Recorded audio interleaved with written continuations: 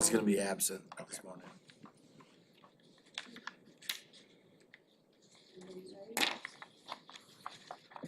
Good morning, welcome. There is a sign-in sheet, please, if you haven't signed in, please sign in. You can pass it around, please, and capture everyone who's present.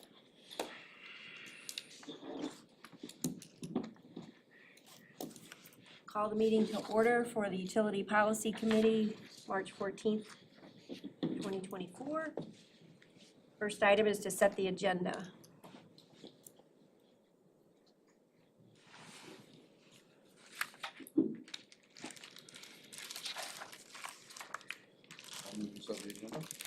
I'll second.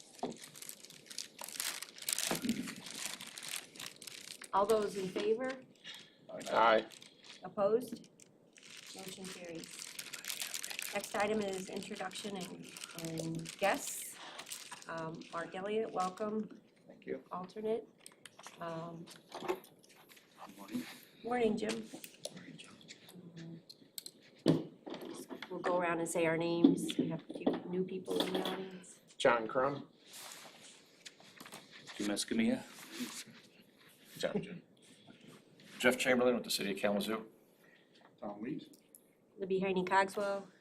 James Baker, staff member, City Kalamazoo, Public Services Director and City Engineer. Tim Hudson, I'm with the Regional Commission. Jerry Vanders, Charleston Township. Diana Langshaw, Ross Township. Christina Hutchings, Ross Township. I'm Kalaya Ferre. I'm a wildlife fellow with the City of Kalamazoo. Thank you. Anna Crandall, City of Kalamazoo. Next item 4 is acceptance of the February 8th, 2024 draft minutes. Any changes or corrections? I'll make the motion to accept the draft minutes as presented. Second. There's a motion by John Crum, second by Mark Elliott to accept the February 8th minutes. All those in favor? Aye. Opposed? Motion carries. Any public comment this morning?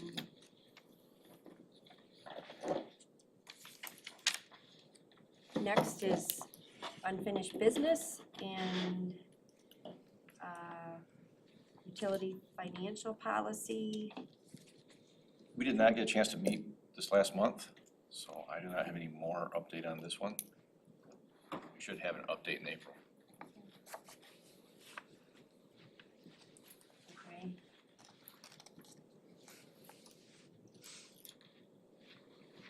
Is, would it be helpful to set a date for the subcommittee to get that on a calendar? Yeah, we're meeting Peter today, Yes. so Okay. he's one of the key ones in there. And what we were digging into was, what are some of the specific questions of the policy? Okay. And he's under the weather this morning, so he's gonna be virtual this morning and also this afternoon. Okay, well, we'll be sure to touch base with him then.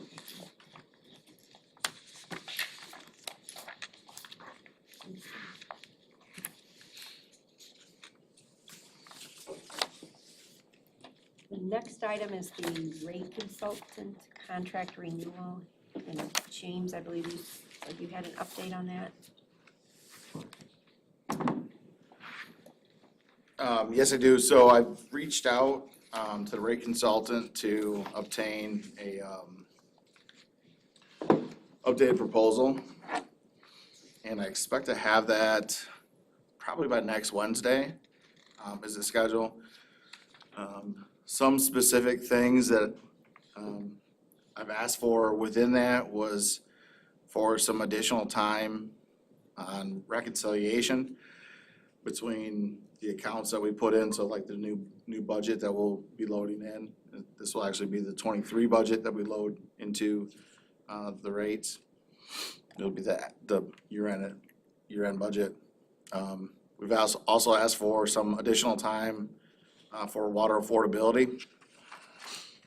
We've asked for some additional time to work with Peter Hafner and to share work product with Peter Hafner. And then we've also asked for some additional time to go into some details within some of the levels, the cost of service study items, specifically fire service, hydrants, that sort of thing. If you remember back to the cost of service study, there were some gaps in fire service and hydrants.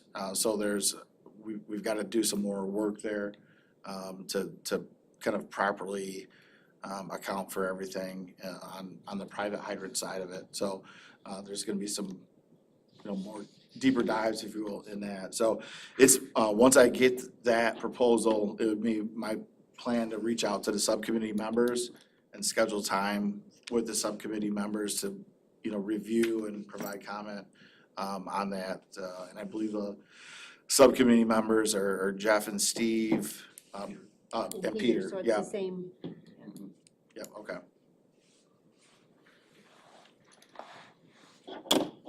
Thank you. Anything else from anyone? So James, just one thing. So we, just to be clear, we appear to be on the path to continue with Stantec, appearing though that everything is satisfactory. Is that? Correct, and we want to make sure we get the subcommittee's members some time to review that proposal, and if there's, more time needed in water affordability or more time needed in, one of those areas, that'll give the folks on the subcommittees, time to kind of dive into that and ask questions. We want to make sure that when we engage with Stantec this year, that the work Stantec does is reflective of, the intent and guidance that the UPC has for that work. Sounds good. Capital improvements, the neighborhood policy, again, I think that's scheduled for May, and then ordinance implementation at the city in the fall, late fall. The ordinance implementation would likely occur with rates, so that would kind of occur through that fall schedule, but then be implemented, January 1st. Okay.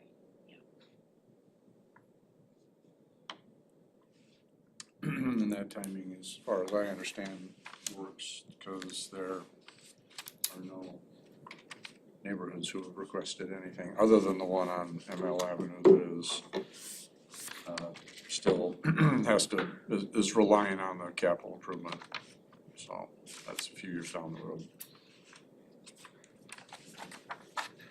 Since you mentioned a capital project, Oshtemo has water going in across the street. Water major extension. The affordability program. I think we talked about periodic updates on that, and maybe next month I'll look at some of these unfinished business items and we can group them in a way that they're only on the agenda periodically. Okay. I can provide some updates on where we're at today and affordability if the board wants to hear that. We do have now 111 families enrolled within our CAA Payment Arrears Assistance Program. We also have 27 additional families that are pending, so they're in the process of applying. There was a small number, I believe, something like 16 families did apply, but were ineligible due to income. Their income is higher than what that program allows. That program is based on 200% of federal poverty. And so for a family of four, that's about $60,000 a year family income. If your household is smaller, that number is gonna be smaller. If your household's bigger, that number is gonna be bigger. So it is a little difficult to give, just a broad number that applies to everybody. Every family's different. Again, we always encourage families to apply for that. We are getting ready to do our first shutdown area, which is Parchment. And crews will be going out to doing that here shortly, so they've been kind of getting things around and working out for that. We're also reviewing accounts and reviewing usage with customers. We're, doing some reconciliation and investigation on if there's errant readings, we're gonna call them, something that where we've got a family that's trended, something 40 to 60, meters per quarter, and all of a sudden we see that they're at 4,000 meters and they have a $10,000 water bill. We're gonna investigate that to see, is there a problem with the meter? Is there an actual leak, or was there a leak that was corrected? We do have a leak policy that allows us to correct the reading to, the previous average, or what we have on record for the account. And then usually we require that there's proof that a plumber went in and corrected the leak. We don't want that to perpetuate and continue to happen. We're also seeing that there are some meter reads that went just absolutely bonkers with, some addresses. So we're looking through to correct that. We don't wanna go out and shut somebody off because they had some sort of bad meter read or some leak that was since repaired. So we're wanna focus on that as well. So that's my update, and we're gonna continue with, well, one more point on our numbers. There are families that have applied that are getting assistance, but they didn't fill out or didn't properly fill out what the water service provider is. So like, say like us in Portage, and they're like on the line between, so the zip code might say Portage, but they might be in our district, so they might count as a Portage number, not a Kalamazoo number. So there's some of that, that could be some, so our numbers may increase in time once we get some of that information figured out. Thank you.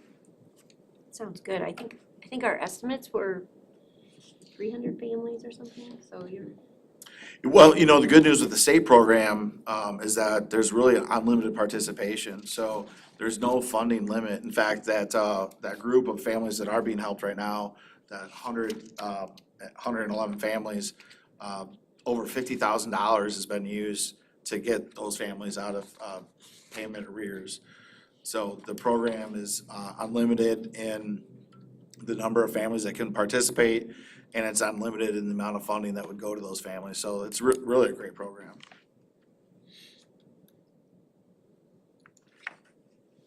any other questions? Okay, the next item E is the water services agreement review, and again, that's a checklist item that we'll get on some kind of a periodic schedule. I don't think there's anything on that today. High pressure areas, any update on that? I don't have any updates. We haven't taken any action yet. I know Tom has been helping us out, working with Texas Township. I believe there's a small number of homes that may have come forward. But I think we're still looking at the bigger area. There still remains some unknown. So I think that's something that, as we discussed, we're happy to step in and provide some customer satisfaction response. And we're planning to continue to work with Texas, but at this time we haven't moved forward with any action.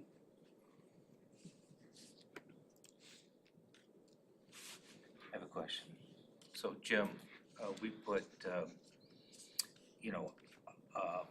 booster pumps for fire protection, once we get, pushing 4 stories or so. Mm-hmm. Does the water pressure ever go down where we have buildings that don't? Well, if the pressure's gone down, we would require pumps that now, but they're not installed. I mean, do we ever know that?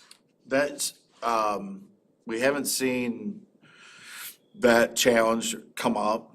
A lot of the area that we're talking about in Texas Township was that pressures are too high. There's, the area in Texas has some kind of undulating terrain, and, overall the pressure in the system needs to, kind of be able to supply the furthest hydrant that's at the highest point with ample pressure for fire flow, and so I'm on the low end side. you're on the low pressure side of it, okay? So are you over by where we installed station 40? Well, no, we just, we're doing buildings and, just on the north side, Okay. 4-story. Oh, you're in the low pressure district, yep, yep. Okay, so, but does it ever go lower than that, is what I'm asking? We have So, buildings that might not have booster pumps now, but does the pressure ever? well, no, we don't anticipate to ever lower the pressure. So, like, the low pressure district, we have a static pressure of about 70 PSI. Intermediate pressure district is probably our lowest pressure district. We have a static pressure of around 45 to 50 PSI. We don't have any plan to lower that pressure anymore. There are some areas in Richland that are 50, 55 PSI. As you build up vertically, that pressure is gonna lower. And, as your experience as a builder and architect and engineer that, if you go up 10 stories, even though it's 70 PSI static, you may need a Yeah, booster. I know, it's right in that 3 to 4-story range that, I was just wondering, does it ever go below that after the project's been completed? That's really what I was wondering. That's not our intent. There has been many pressure district changes in Oshtemo over the last probably 40-year period.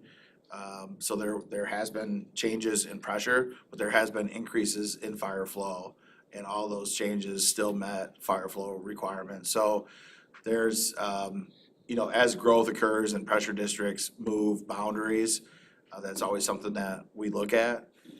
I'd say the best case history that we have for that is Oshtemo over the last 40-year period, as the system kind of moved west and then kind of caught up with itself from a reliability and redundancy standpoint.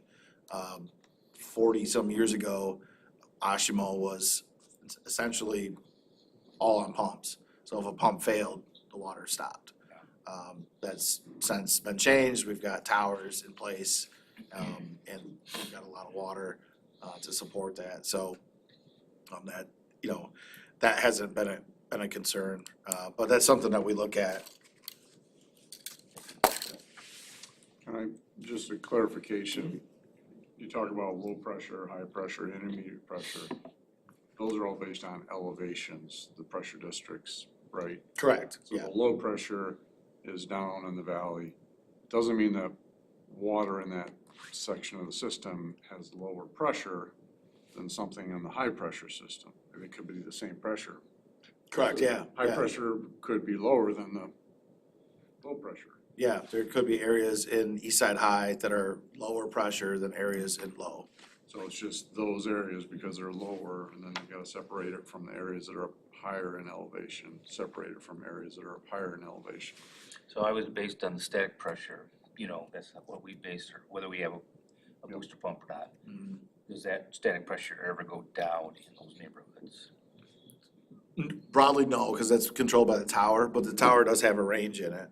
So there's what we call the overflow elevation of the tower. That's as much water as we can put in it.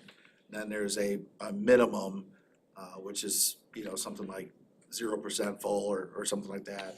That tower could range throughout its cycle from overflow all the way down to its, pump turn on elevation. So as you get into the details, say like low with a static of 70, we could modulate between 65 to 70 PSI within that, but you're modulating within a small pressure window. And you could also, if you're at the bottom, just before the pumps come on the hottest day of the year, have a fire in the neighborhood.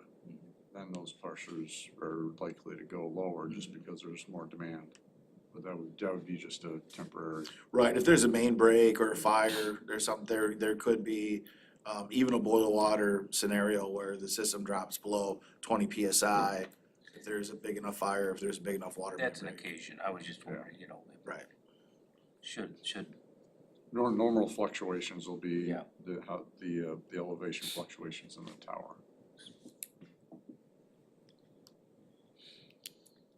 Thank you. Item 7, new business, annual operations report. And that's what was handed Yeah, out. yep. So, John, did you not get one? What's that, yeah, It's two parts. perfect. Thank you. It's the word part. Is that yours? Yep. I'm gonna pass one back, you just have one. Oh, yeah, here, and then that's gonna cover to go with it. You can pass two back if you'd like.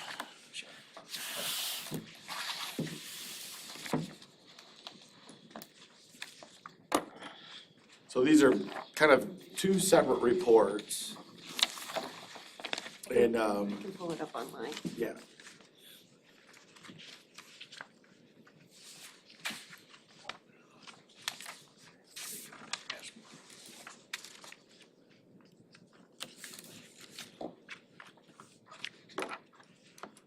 You gonna do a screen share? Sure, yep. Okay. Yep. Just give me a minute here.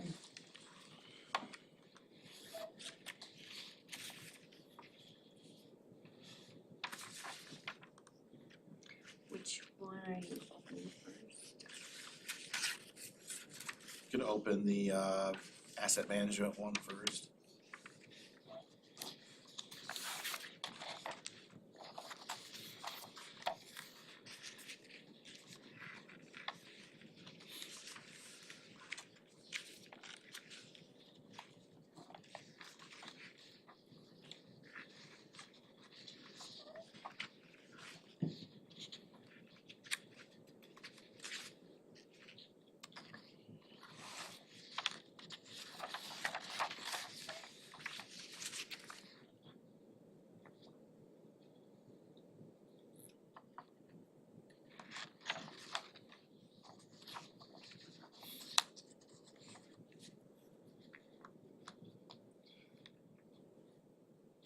Did I get the right one?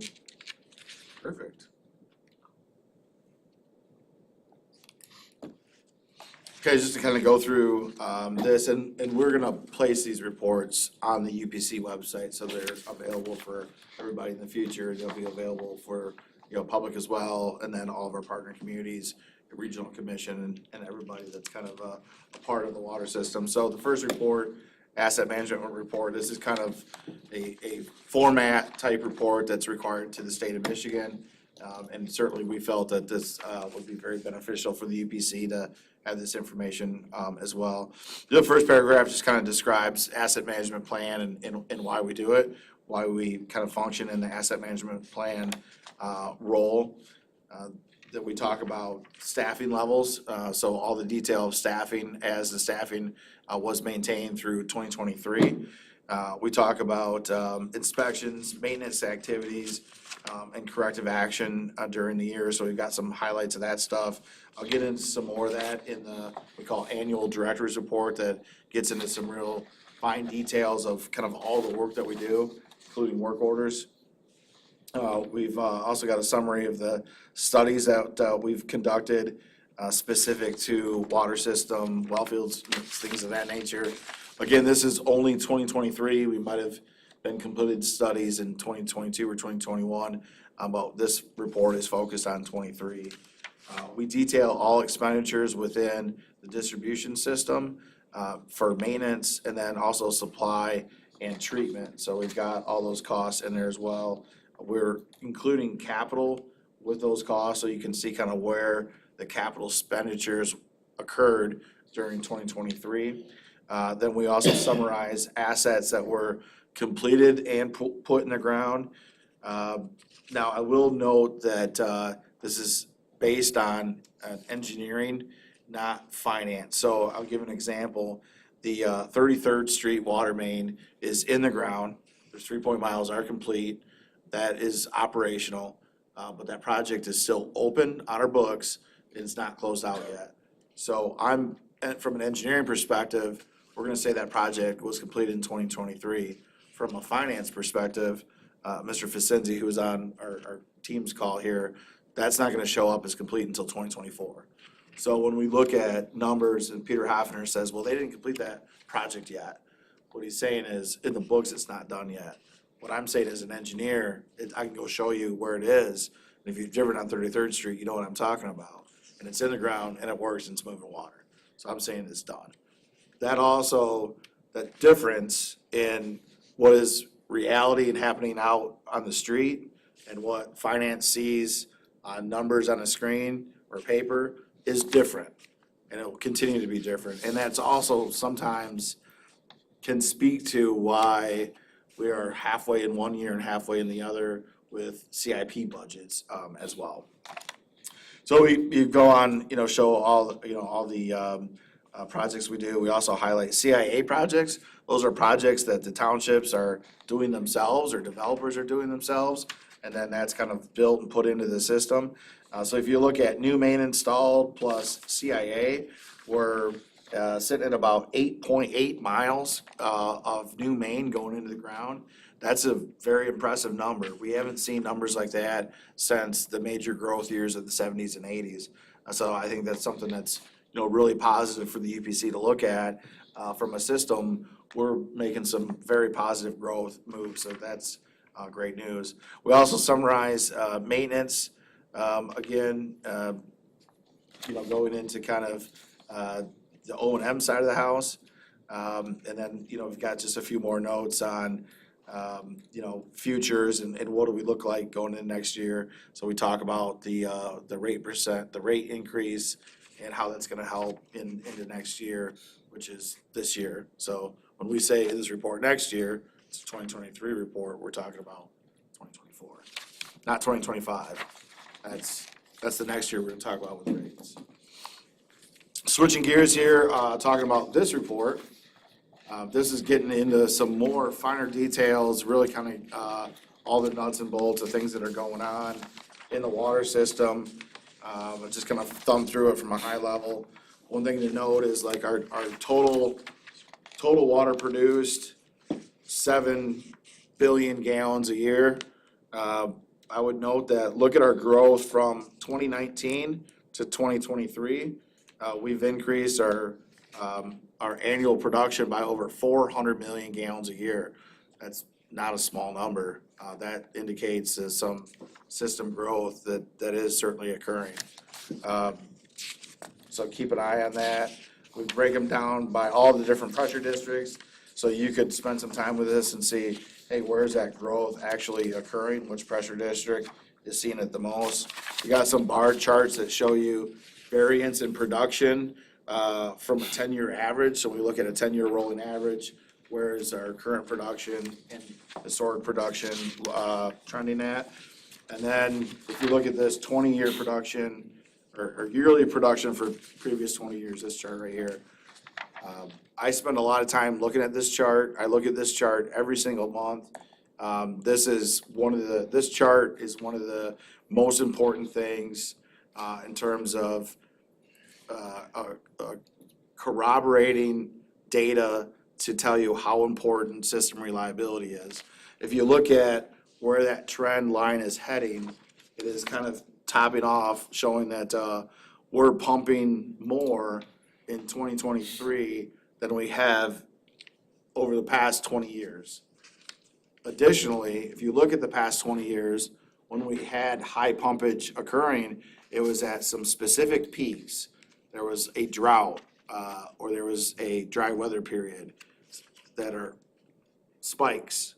If you look at 2023 in our progression to get there through 2022 and 2021, it is a slow, gentle rise, which means it's sustained use. It's customers, and customers need water. This is the biggest tall tale evidence that we have to say we really have to be focusing on system reliability.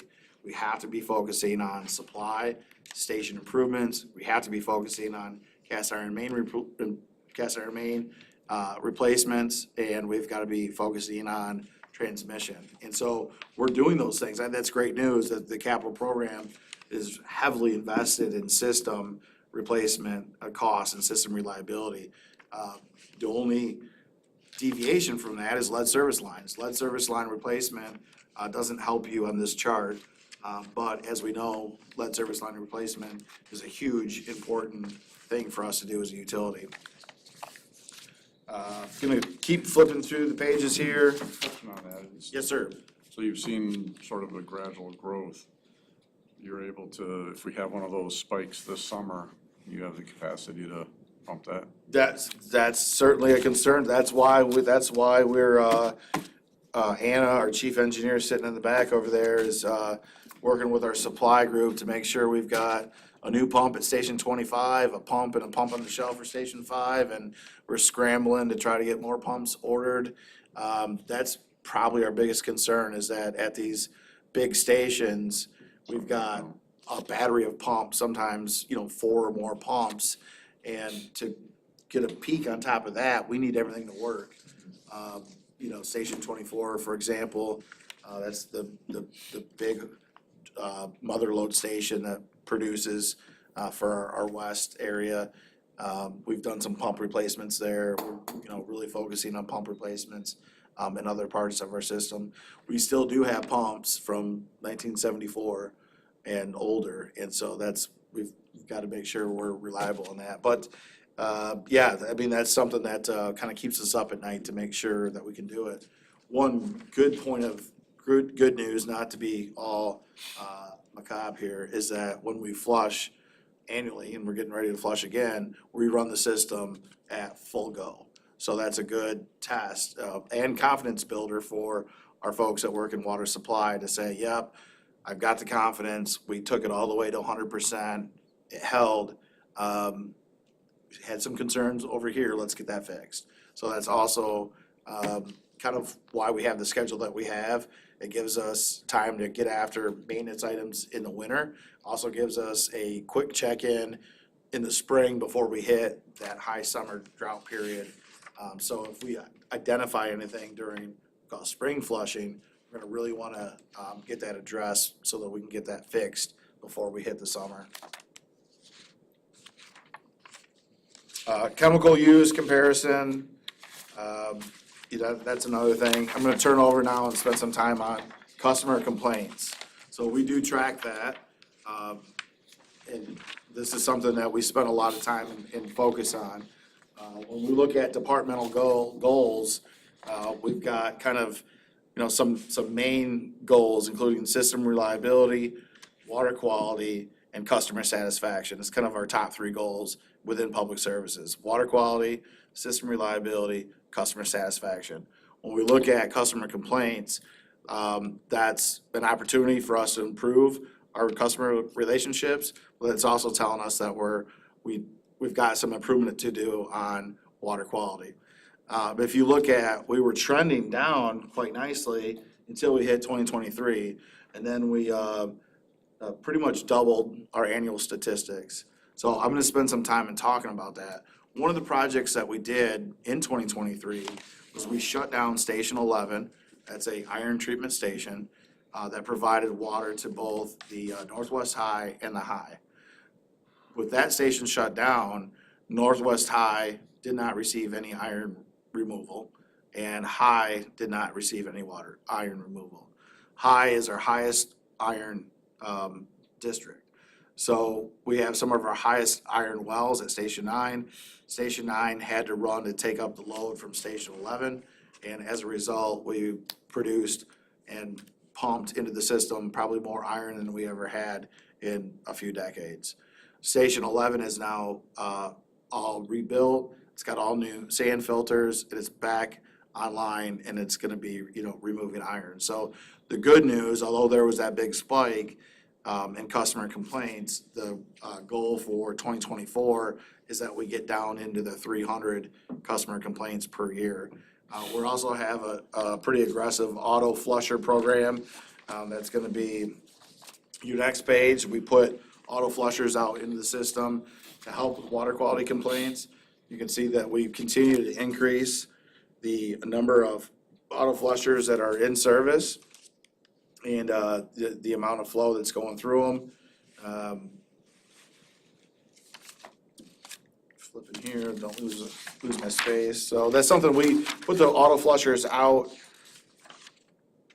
every year between flushing. So we pull them in fall flushing, and then we put them back out in spring flushing.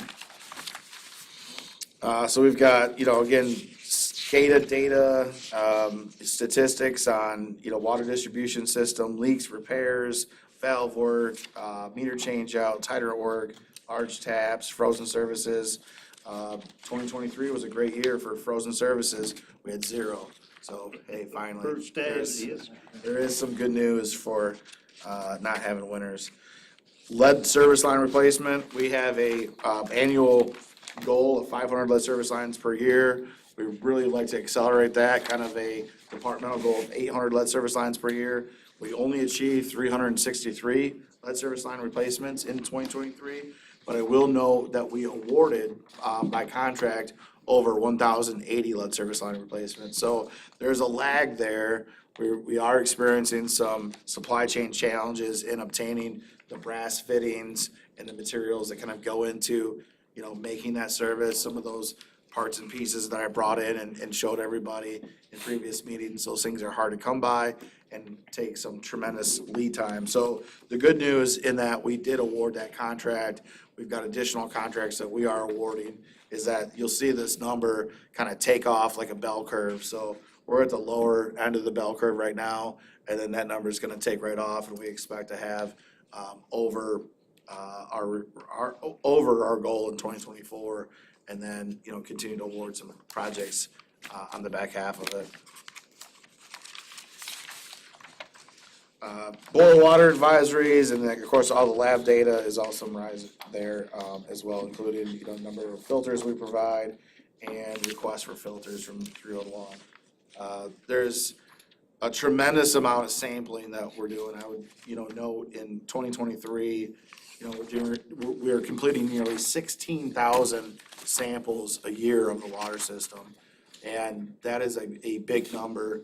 And it's a number that was very different from where we were back in 2013 and 14, before there's been a major shift in level of service requirements for water systems, not only in the state of Michigan, but nationally. So we're in a different world today for regulatory standards in water systems. I think that's great news for the customer. That's great news for reliability. That's great news for safety, but it does come at a cost. And I think that's something to keep in mind when we're talking to folks, talking to elected officials, and you hear about, hey, man, it's 10 years ago, we weren't paying any of this.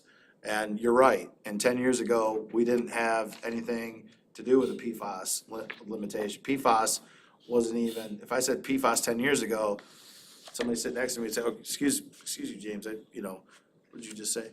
We didn't know what it was.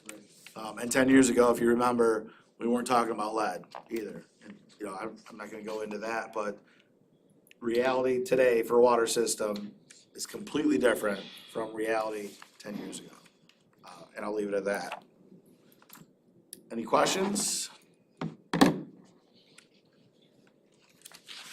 James, Chair, I just want to kind of go back to your chart on the annual complaints. I think that is really important for us to keep watching and tracking, but a couple of things that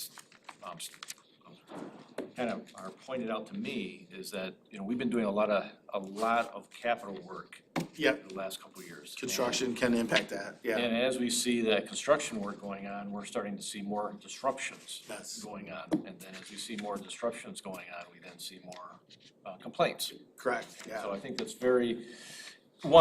we don't want complaints, but it's probably unavoidable with a lot of this. So part of the program is to make sure that the folks that are in the areas at least have some knowledge about what's going on.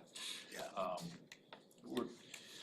I know we sometimes talk that, we could get somebody 5 flyers, and then the day after the bulldozer shows up, the first call is, I don't know what's going on. Right, no one ever told me about this project. So it's just a continuous effort to try to do that. And then I think the other thing that goes with it is we at the city have tried to make it easier for people to contact the different departments, including the water division. So through specifically the institution of the 311 line or the 337-8000 outside the city, it just makes it a lot easier to, if you have a question or if you have a complaint, you can just call this one number. So we are seeing more contacts with the public that way too. Yeah, and that's a positive thing. Right. That is good to have those contacts and to have to where the public knows how to call and how to, provide a complaint about, their water. So as we do more projects, and I think that's kind of the theme that I've been experiencing here, as we do more projects, we're gonna have more contacts with the public. And some of those will be positive and some of them will be a complaint. And again, I think it's something that we just keep educating the public on and keep pushing forward with the projects, obviously.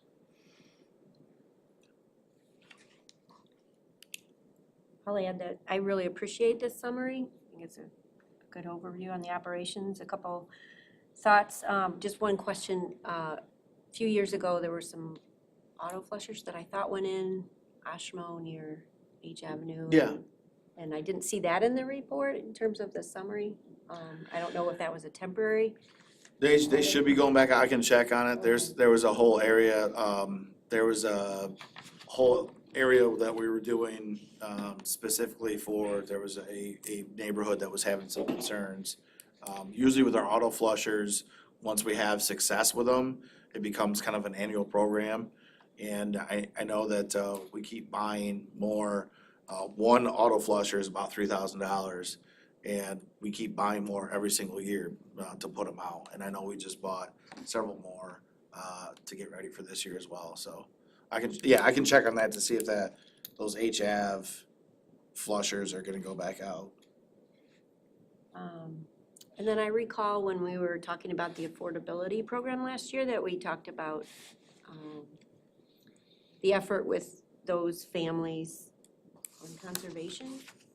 And as you talk about the increase in demand for the water, is that conservation, is that something that might spread to a larger, I know I get those emails from consumers offering $1. Yeah, we do have, we do partner with Consumers Energy. We have the Helping Neighbors program where households can sign up for, energy efficiency program items. And we'll provide low flow shower heads, low flow aerators, toilet test dye kits to kind of help families with their usage. Another big component of that is our smart meter program. Our smart meter program right now is through attrition, so any new customer is gonna be on the smart meter. Any meter change out work or anytime we go to a home to do maintenance on a meter, it's gonna be a smart meter. So we are installing meters. We've got probably about 7,500 smart meters out in the system now. We're also taking smart meters and combining them with other projects. So we've got about 120 homes in North Kalamazoo that received a grant for lead service line replacement.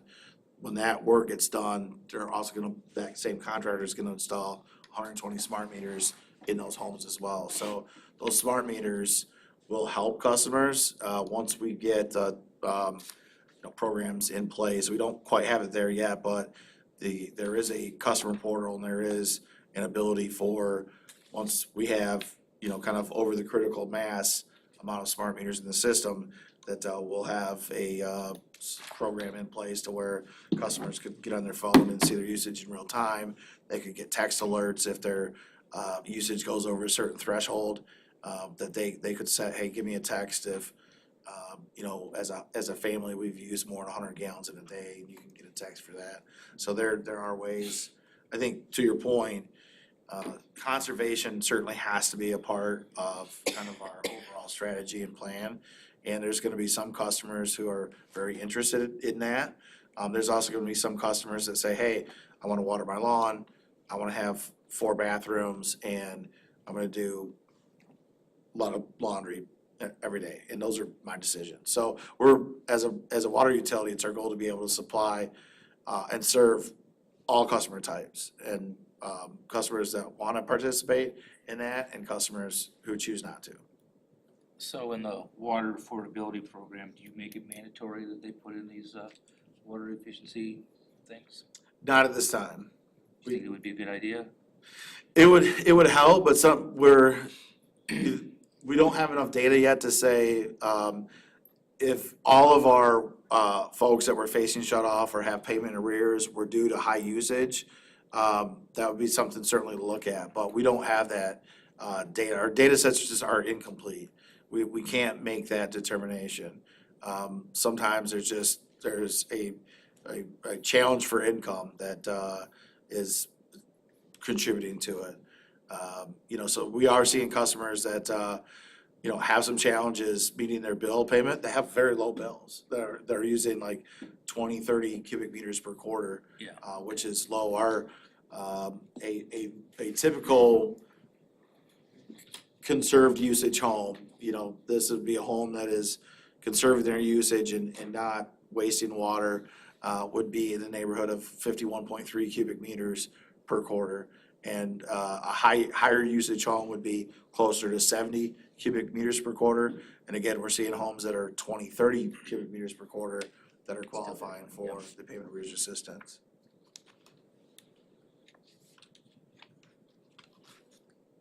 And then the last point I was gonna make is that the capital projects and that you talked about, and I know you were on the news recently with all the different work going on. I think it's an opportunity to recognize that the water services agreement is part of that. And, the revenue and the joint, the partnership, it's good to see. Yeah, that's a great point. I mean, there's a tremendous amount of investment occurring in the core city. There's also a tremendous amount of investment that's occurring kind of out in the system. And when you look at it from an entire system, there's really investment happening everywhere. And I think that's a very positive takeaway from the partnership and collaboration that kind of created the water services agreement and is helping to support and move all this infrastructure funding at a great time. I don't think we'd be able to do that without the water services agreement in place, so it's certainly been beneficial. Any other questions? Okay, then item B is the fiscal year 2025 I can't say it as fast as you, DWSRF project plan. Yeah, thanks. I'll just give, a couple of, bullet points on that. We're moving ahead with design. That's proceeding pretty well. We had a technical meeting with Eagle to look at and determine if there was any special provisions that we needed within that project plan to allow for a future Richland service area, if that was determined by Richland, and allow for the city to still service Ross into the future. So that was a very positive meeting with Eagle. We learned a lot of stuff, so there's, nothing that would be too difficult in the design to allow Richland that autonomy that's in the water service agreement. So we think we can make that happen and, not impact our ability to serve Ross into the future. So that was a great meeting. Just kind of looking out on your calendars, the DWSRF project plan is due to Eagle June 1st, which means we're gonna have it to them before June 1st. And we're gonna have 2 public meetings in April. We haven't scheduled those yet. We're stay tuned. Those are gonna be scheduled here pretty quick. It's our intent to have 1 meeting out in the Richland-Ross area where both Richland and Ross residents can attend, and then a different meeting in a different area to talk about Station 145. So just to kind of bring everybody back up to speed, this project plan submittal is a big one. This is $80 million. We're looking at PFAS, water main extensions in Richland Township, in Ross Township. We're also looking at a big entire neighborhood lead service line replacement project in the core city. And we're also looking at a PFAS treatment and iron removal station in the city and combining 2 stations. So taking Station 14 and taking Station 5 and putting them together and creating Station 145. Not 145, it's 145. And then that will be a consolidated iron removal and complete PFAS treatment station. And then that will be a baseload station that will supply water to the intermediate pressure district, the Parchment pressure district, to the east side high pressure district and to the high pressure district. Question on 145, so you're building that for PFAS. Are you seeing PFAS in the water, or do you see it coming? So at Station 5, we have a known 201 site that's got PFAS levels that are in way off the charts in terms of regulatory standards. And we've been very careful with Station 5. We haven't received any detections with it, but we haven't really run it much. It does, we turn it on as a peaking station as needed. So Station 5 is just some more history. Was constructed in 1914. Anna's just completing a project right now to kind of perform some structural work on it because the building was actually kind of falling down. James, where's Station 5? Station 5 is located on East Michigan, just as you're leaving the city, right by Skipper's Lane. So it's kind of in Eastwood, it's right by the old Eastwood Tavern. So right across the street from the old paper mill. Paper mill, yeah, imagine that. Yeah, and I mean, that station needs replacement, and then we discovered PFAS. And if we're gonna baseload that station, we need, as a system, we need the confidence that we're gonna be able to baseload that station, put it into the system, and not exceed the PFAS criteria. So, from a groundwater modeling standpoint, it's likely that if we baseload that station, and baseload means we're running it every single day at or near its full hydraulic capacity. It's just gonna be going all the time. And that does that creates kind of that risk that we could pull that plume into it. So it's, we've gone through a few scenarios and again, we don't know exactly what it's gonna look like, but a few scenarios would suggest that, it runs, it doesn't have any detectable PFAS in its raw water for a year or two, and then all of a sudden it starts picking up PFAS in its raw water, and then that follows some sort of curve as it's, bringing in that PFAS, and then, it goes away in time or, doesn't. So those are still some unknown factors to it. So we've got to make sure it's properly built and designed to withstand not only Michigan MCLs, but the new EPA MCLs, which are on their way to us.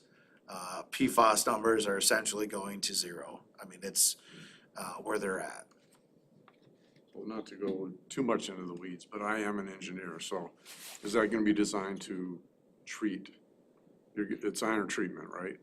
What's that? You're doing iron treatment and PFAS? Correct. So are you just gonna treat iron until you see the PFAS, or are you treating for both of this right off? So it's kind of, it has to go through the iron treatment first, And and then it's serious. So once it goes through the iron treatment, then it's gonna go through the PFAS treatment after that. activated charcoal? It's Granular. granular, so GAC, okay. Yeah, and then I don't know if we're far enough through our design to where we know how we're gonna operate it yet. We talked to Eagle about that. I mean, I guess the question may be, can we run it through iron treatment and then to the system until we hit PFAS and then send it into PFAS and then out? I don't know if we're to that point of design yet. So we haven't talked about that Okay. operational capability. The iron, we had to take the iron out before it goes into the PFAS, so the iron is, it's iron and manganese both. It has to be, just to use simple terms, we've got to, the water's got to be at a higher treatment standard before it goes into the PFAS or treatment, or we're just gonna blind off the PFAS treatment. And when you're doing treatment for iron manganese, it doesn't touch the PFAS, right? Correct.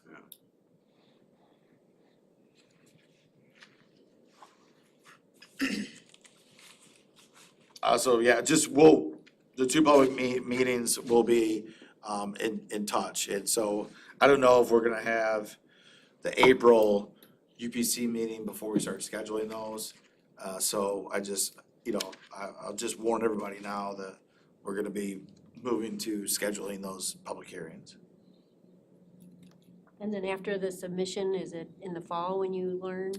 So we'll find out, in the late summer to fall, that's, somewhere in the July to August standpoint, I believe we'll find out. We've had, our experience over the last 2 to 3 DWSRF programs is that we find out, and then we find out some more, and then we find out again. So they'll submit a draft intended use plan, and then sometimes things change, and then they'll submit the final intended use plan. So once that intended use plan is published, that's when we all know where we were ranked, and that rank, that's the first step. You've gotta be within the fundable range, and then the next step, once you're in that fundable range, is, well, how much did you get?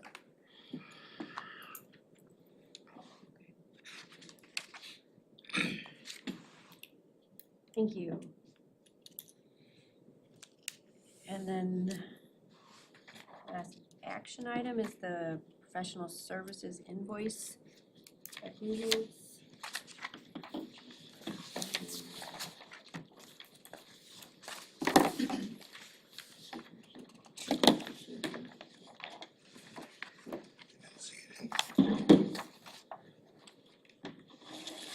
Mayor Anderson's not here, so I'll make the motion to approve the Prine and Newhoff invoice, number 80100 in the amount of $388. Second. There's a motion and a second. Any further discussion? All those in favor, Aye. opposed? Abstain. So we have 1, 2, 3, 4, 5. 5 yes, 1 absent and 1 abstention. Okay, I'll make a motion to approve the invoice for Radeveld Hafner, invoice number 6278 in the amount of $1,399.65. there's a motion by Jeff, second by Jim. Jim's already. Second by Jim to approve the redeveloped Hafner invoice. Any further discussion? All those in favor, Aye. opposed? Motion carries 6 yeses and 1 absent.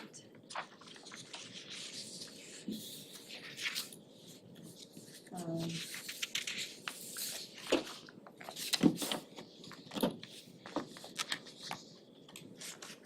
think Peter had submitted another invoice. He's talked to me a little bit because we had a discussion at the last meeting about the timing of invoices, and he has been submitting those. It's been he's working on protocol getting them here. So there was actually a second redeveloped invoice that he submitted to the city, and I thought it might come out separately from the packet, but we didn't. Anyway, so he is getting them in, and so it's not on his end where we're needing to keep them current with this group.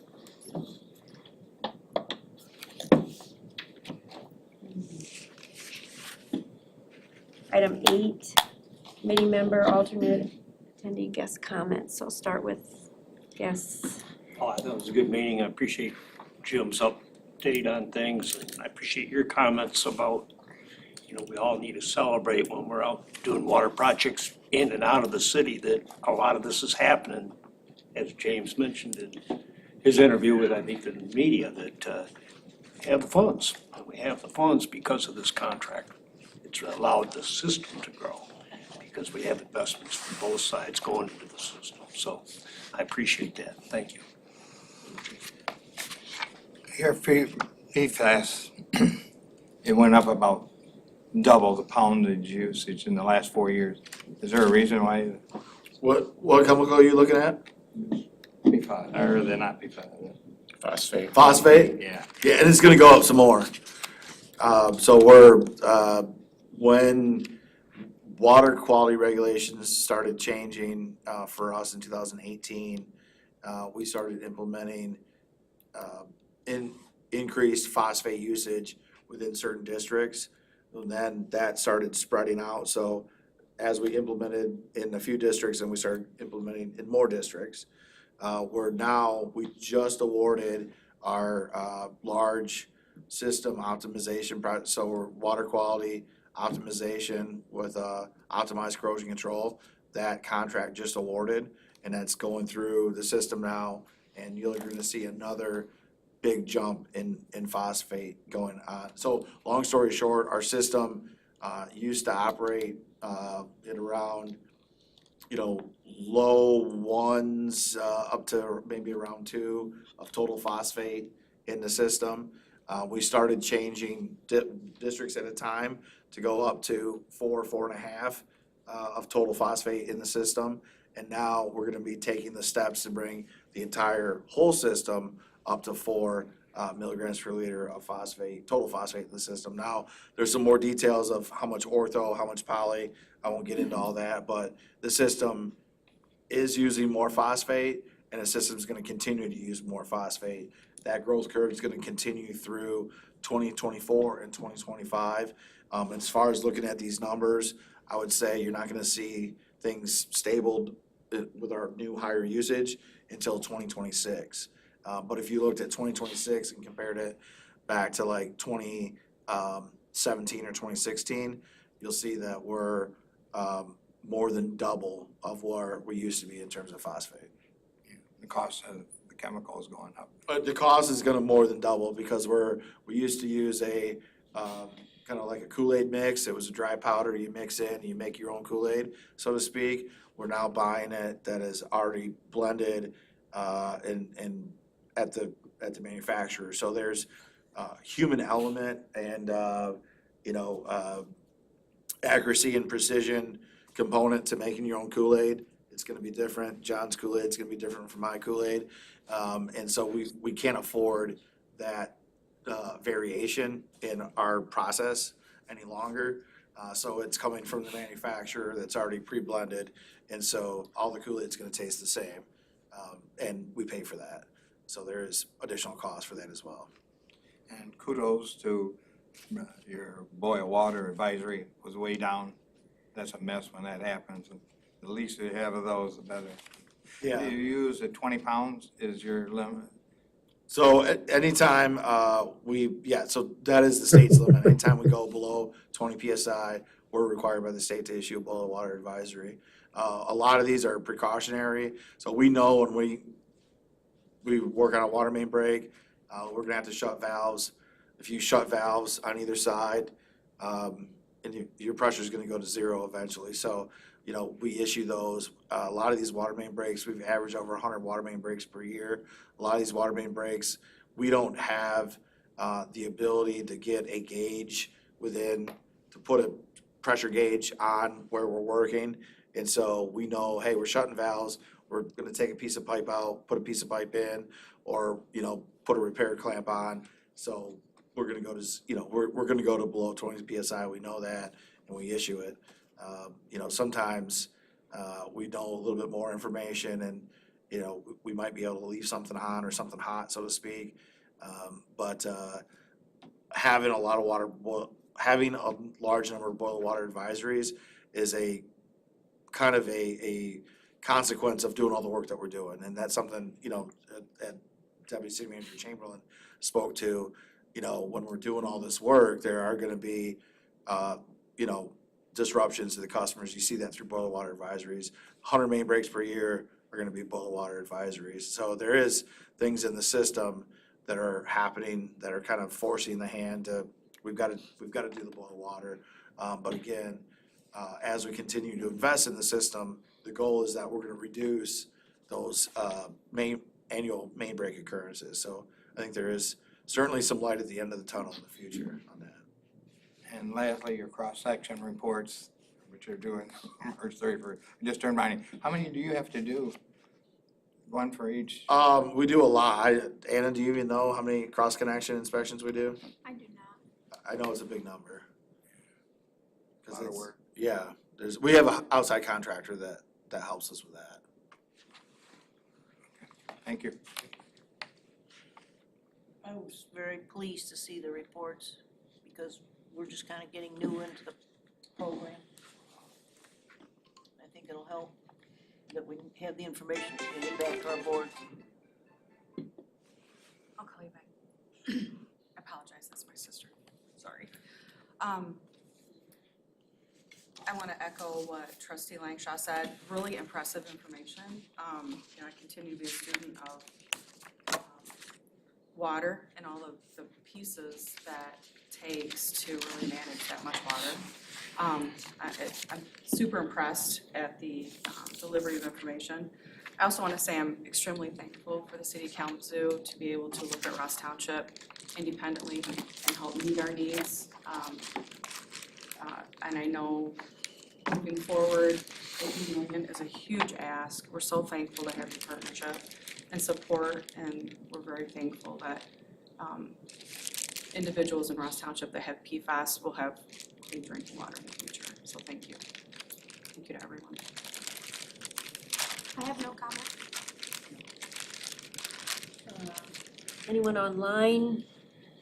Raise your hand if you wish to comment. I'm not seeing any raised hands. Well, I'd like to thank James for the reporting that he has done, and Anna as well, because I know she's been instrumental in doing that.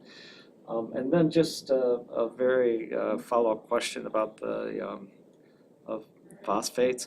With respect to the pretreatment iron removals, do you anticipate that the phosphate consumption chemicals would go down or not? I don't think so. We have 13 point of entry stations. We currently have iron removal on 2 of them. When we bring station 1, 4, 5 together, it's gonna reduce one of our stations, so we'll be down to 12 total POEs, but to 1 more iron station. So we still have a lot of stations that don't have that. Sure. And then the big component of that total phosphate is the orthophosphate, and the orthophosphate is for the lead protection. Got it. Thank you. Okay, thanks. It's all set.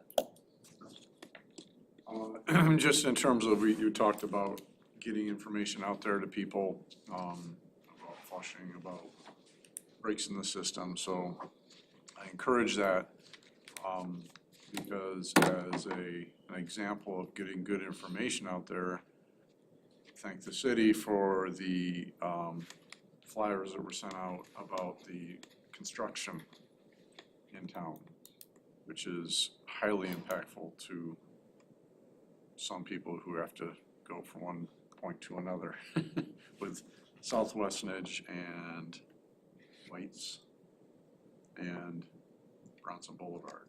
So that was really nice to be able to figure that out before you got stuck in the traffic, as opposed to just forgetting about it and getting stuck in the traffic, so. James, any? I don't have anything. Thank you for all the information this morning, and the next meeting is then April 11th. And we are adjourned. Right.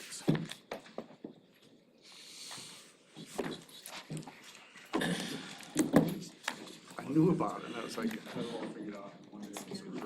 I'm gonna give these 2 extra.